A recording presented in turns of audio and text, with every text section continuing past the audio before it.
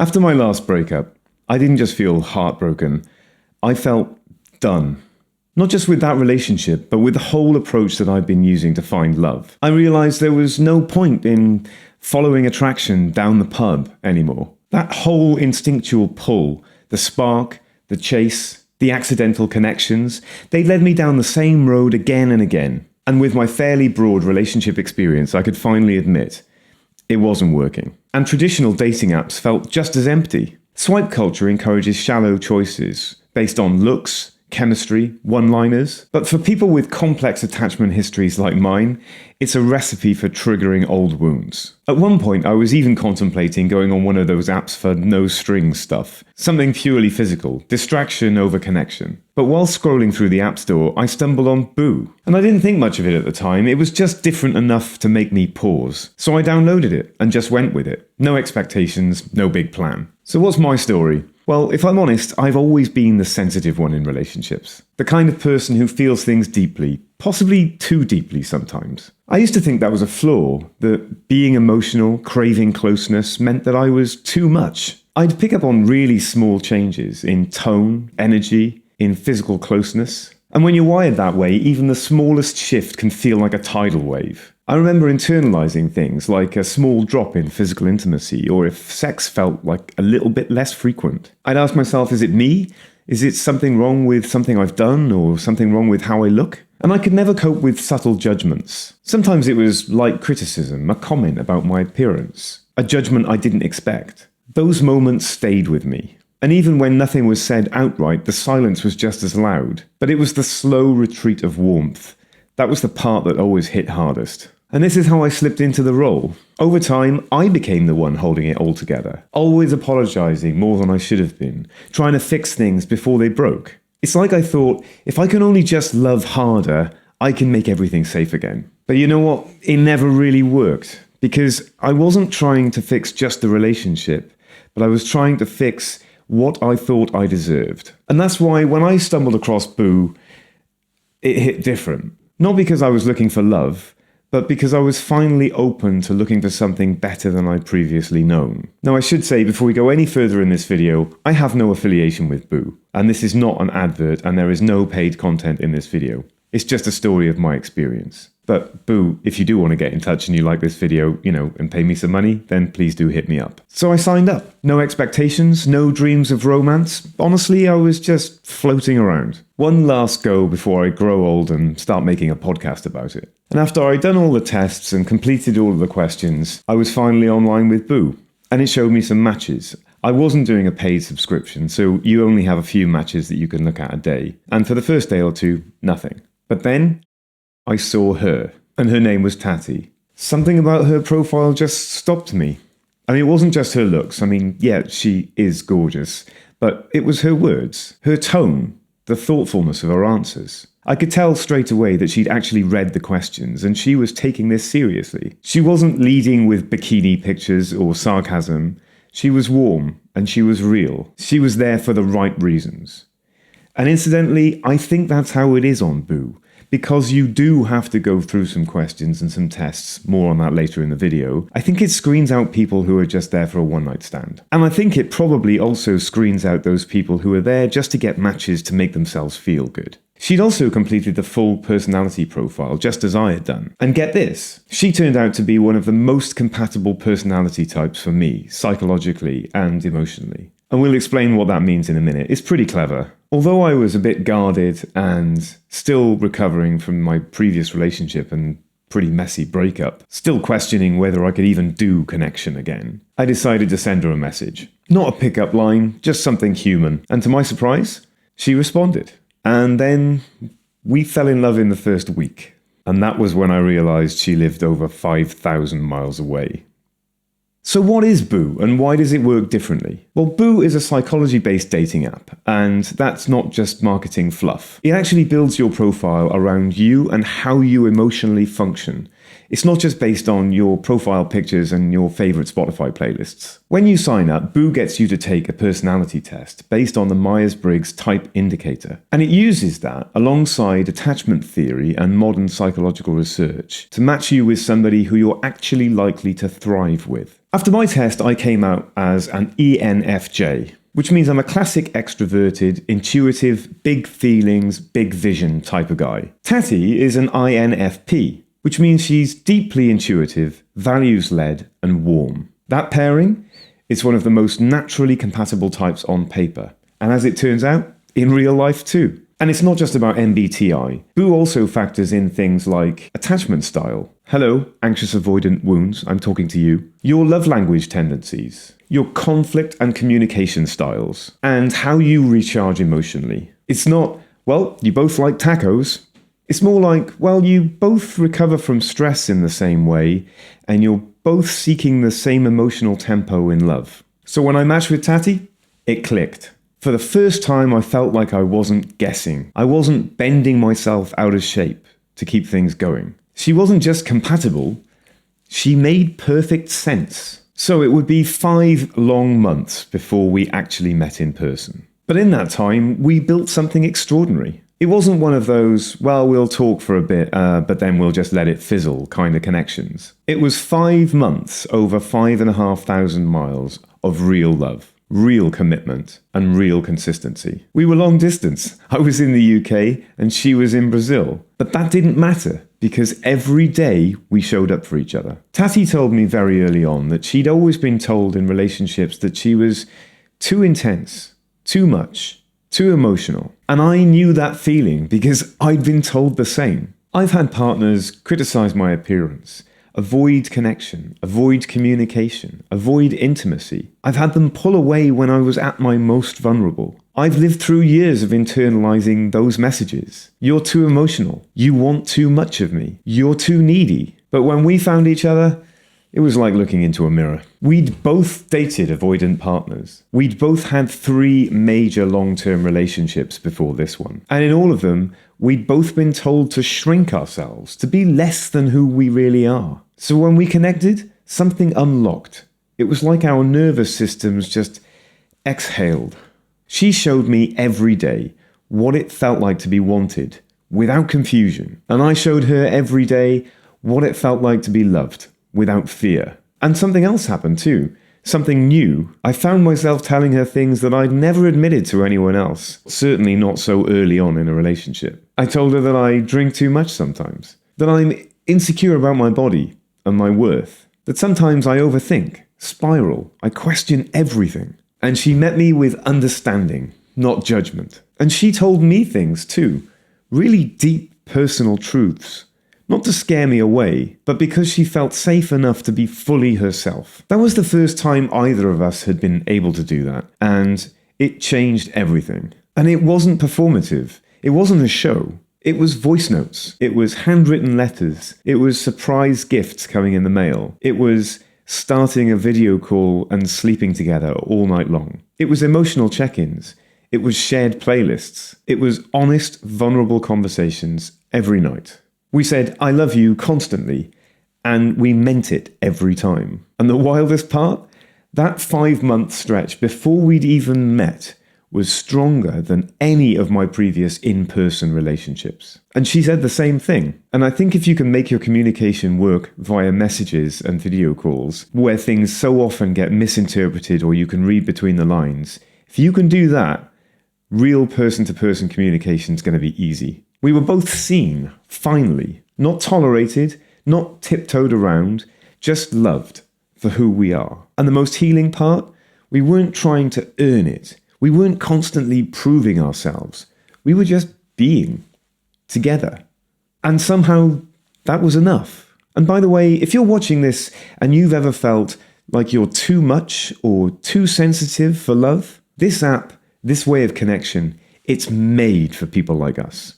But it's not made just for people like us. If you're someone who leans avoidant, who's afraid of closeness, gets overwhelmed by emotion, I honestly believe this kind of matching can help you too. Because what Boo does, and we'll explain this more in a second, is match people based on psychological compatibility. Not looks, not banter, not vibes, actual relational potential. So, you know how most relationships start with flirting and fun, and then the testing begins? You get emotionally tested, loyalty tested, sometimes shit tested. Well, with Boo, the testing happens before the relationship even starts. One test, at the beginning. And after that, no more games. Just answers. And that's what makes Boo different. It's not your average dating app. There's no endless swiping, there's no hookup energy, no photo-first culture. Boo was built differently, around psychology and emotional connection. That's literally its tagline. Date better, date deeper. So let's rewind for a second. The app starts by getting you to take a Myers-Briggs Type Indicator Test, or MBTI. You know, it's those 4-letter personality types, like ENFP or ISTJ. It then matches you not just based on how similar or different you are, but on how your core emotional patterns will interact. So that includes love language compatibility, emotional processing styles, communication habits, attachment theory markers, and deeper questions about energy, intensity, introversion, extroversion, and trust. I came out as ENFJ, the protagonist type. That means I'm empathetic, expressive, sensitive, someone who tends to overgive and carry the emotional weight of relationships. ENFJs love big, but we can also burn ourselves out chasing closeness if the other person's not able to meet us there. I want to say at this point, when you look at your profile after you've done the tests on Boo, there's a lot of information there. There's not just your personality type or your attachment styles, but it gives you an example of the kinds of things you do in your life. And there's a lot of information, a lot to read about yourself. And when I read my profile, it described me frighteningly well. I just couldn't believe what I was reading. And it was the first time, and you know, I do a YouTube channel here about relationships and psychology and attachment theories and stuff like that. But that really made me believe that the psychology works. Because with a few simple tests, it had me down to a T. So Tati, she came out as INFJ, known as the advocate. It's one of the rarest personality types. She's deeply intuitive, emotionally intense, and purpose-driven. INFJs are known for their emotional intelligence, but also how often they feel deeply misunderstood, like they're too much for most people. Does that sound familiar? Boo actually said we were one of the highest compatibility matches possible. And not just compatible, but psychologically complementary. As in, if one of us was feeling dysregulated, the other's emotional style could help calm, reassure, and regulate. We shared values around communication, intimacy, consistency. And crucially, neither of us saw emotional depth as a threat. And yeah, we'll get into more of that later. And all of that stuff that Boo said has turned out to be true. Every time I'm feeling vulnerable, insecure, she knows exactly what to say to me. And whenever she might be feeling like the distance is too much between us, or she's just having a bad day, I seem to know exactly how to make her feel better. So it really is working in practice. The thing is, I didn't even mean to find this app. I was debating whether to try something casual again, some no strings attached setup, you know, just to feel something. But I stumbled across Boo by accident. Boo basically said, "You've given me all this information, I'm going to give you your emotional blueprint. And then I'm going to show you someone whose nervous system won't panic when you're being real with them." And somehow it worked. Because when I matched with Tati, I didn't just feel attraction. I felt recognition. The kind that makes you stop and think, wait, are you out here and you're feeling this much as well? So after 5 months of falling in love 5,500 miles apart, I booked the flight. We worked together as a team to find a really nice apartment, and she booked her flights. I landed in São Paulo about 5 a.m., the same time that her flight was getting in. After an 11-hour flight, I was tired, bleary-eyed and aching from the seat. And there she was. Or, well, almost. Because somehow, despite all of our plans, when I walked out into arrivals, she wasn't there. But we both had iPhones with Find My turned on. So I took a look and I figured out she must be on the floor above me, walking around a bit lost. Which was incidentally another character trait that Boo told me would exist. And it does. So here I am, walking the wrong level of a terminal I've never been to, tracking her like a heat-seeking missile through Heathrow-level chaos in São Paulo airport. And then suddenly, I see her. We were both watching those little dots get closer together on our iPhones. And when I got to within about 10 feet, she looked up. And then she hugged me. And I swear to you, it was like no one had ever hugged me before. It wasn't a polite squeeze. It wasn't, yay, we finally meet airport hug. It was a full-hearted, full-body, I have really been needing this kind of hug. And I could feel something in me just exhale in relief. I'd really been needing that too. We went home together that morning, or at least to our rented apartment. And from that point on, for the rest of the week, we were us. We lived together, properly. No awkwardness, no tiptoeing. It felt like we'd been doing this for years. We cooked meals side by side.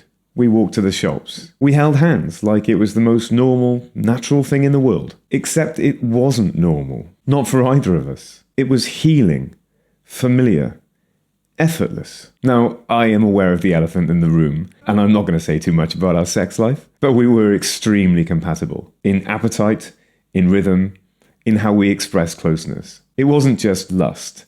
It was presence. It was warmth. And it was trust. And I think that's one of the biggest differences with this relationship. In the past, I've been judged for parts of myself, how I dress, or how emotionally open I am. One of my long-term relationships ended because my vegetarian girlfriend became vegan, and it completely divided us. I mean, she judged me every time I ate meat. And I told myself then, never again. I need someone who's exactly like me. I thought if they made the same choices, if they had the same lifestyle, well, there's not going to be any friction. But Tati changed that story. She's vegetarian, she doesn't drink, we live differently in many ways, but she never once made me feel wrong for who I am. I can be myself with her, and she just holds that space. She saw me, not to fix or reshape me, just to try and understand me. And that's why it worked. That's why it's still working. Our differences weren't obstacles. They were neutral. Because when someone truly accepts you, well, the rest is just noise. We laughed, we shopped, we made each other coffee, we had our music playing while we cooked together, and all the little things like the toothbrushes next to each other, the mugs we chose for coffee in the morning, the look she gave me when I came out of the shower. They weren't thrilling because they were new. They were thrilling because they were safe. That week in São Paulo, it felt like we'd led 100 years of relationship life in 7 days. No games, no guessing, no trying to earn love, just giving it and receiving it. Breathing in the calm that comes when someone is actually meeting you, moment to moment. We still say I love you every day. We still do acts of kindness daily. And even before that week, the 5 months apart, we were stronger than most couples I've known who lived together. And when we finally met, it wasn't the start of something. It was the continuation of something real. So here's the truth. I spent years reading about relationships, about attachment theory, about avoidance and anxious types. I could quote the experts. I was watching the YouTube videos. I could analyze everyone's patterns, including my own. But I was still stuck in them, because insight alone doesn't change your life. But this time I decided to live by the relationship psychology that I've been learning about for so long. I stopped pretending chemistry was enough. I stopped chasing intensity. I stopped saying maybe this time it'll be different while simultaneously ignoring all of the red flags that were waving in my face. And then by accident, I found Boo. And that one swipe, that one match in 1 week, it changed my whole life. Because what I've realized is this. It's not about finding someone who doesn't trigger your attachment wounds. It's about finding someone who knows how to heal alongside you. And it's not about being the perfect partner. It's about being seen in your imperfection and being loved harder because of it. And it's not about proving that you're lovable. It's about remembering that you already are. Tati has brought out a version of me that I thought was long buried under fear, overthinking, and damage. And maybe that's the final truth here. I didn't just meet someone I could love. I met someone who helped me to love myself. And that brings us up to today. Now, I don't know where the story goes from here. We've still got distance to cross. Countries, visas, time zones, real life. But for once, it doesn't feel like I'm dragging someone behind me or chasing someone ahead of me. It feels like I'm walking beside someone. Now, I'm not saying that Boo is like magic or that personality tests are everything, or that everyone will find their soulmate on some niche psychology app. But I am saying this. When I stopped chasing people based on surface chemistry and focused on emotional compatibility, everything changed. So if you're tired of the cycle, if you're over chasing intensity and calling it love, if you're ready to try something different, then maybe it's time you stop hoping the wrong people will finally treat you right and start looking for the right people, full stop. Because they are out there. All right, they might be a long way away, but when you find that person who's wired like you, who speaks your emotional language, who doesn't get scared when you show all of your heart, well, it feels less like a relationship and more like coming home.